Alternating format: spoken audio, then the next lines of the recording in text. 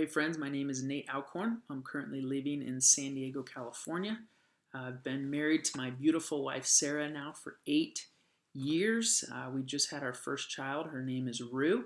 She's 1.5 years old, and I think I posted this for the other class, but it's like the first time in my life I can be fully addicted to something, and it's okay. And so she's got me wrapped around her finger, but I love it. It's just so fun being a dad and being able to love this little creature that God placed in our life. So I'm loving that. Currently, I work, it's called the Church at Rancho Bernardo, a really fancy name for a church. That's the city that it's in. So I'm an outreach pastor there. Before that, I was taught high school for a few years.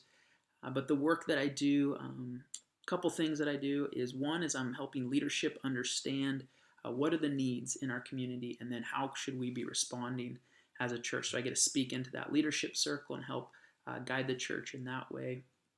Secondly is to cast a wide net to the whole congregation and help inspire and encourage them that this is part of their faith journey, that we need to, as a church, see the need, the brokenness, and be able to respond to the individual needs in our community. So helping to do that. And then thirdly is to also do some type of deep and transformational work as a church. And so the area that we stepped into as a church is human trafficking. Law enforcement approached us years ago and just said, hey, we're working with these women on the street, but we have nowhere to take them.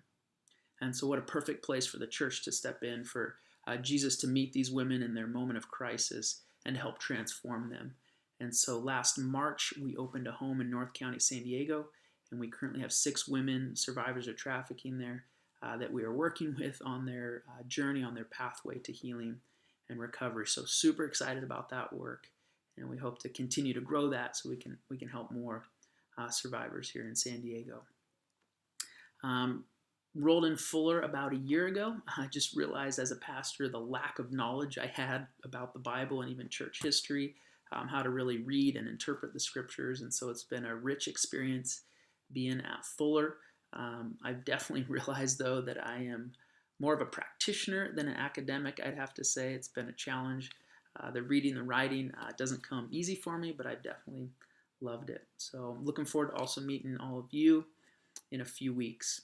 Can't wait to dialogue and to hear your stories. And responding to the question of suffering, I would have to say I haven't really suffered in my life.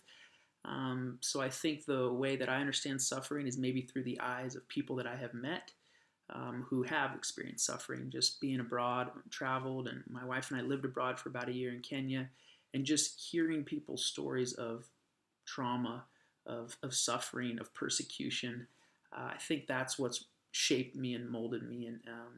And I respond, I guess, to suffering through the eyes of others.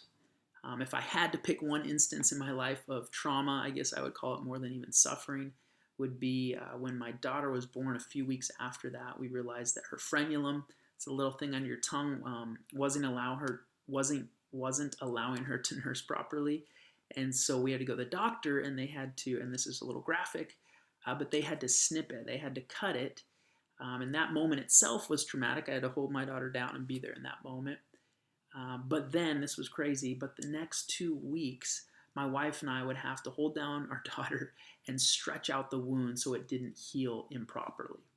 And that was not a good experience at all. Definitely traumatizing. But again, so excited to meet you guys and hang out with you. So we'll talk to you soon.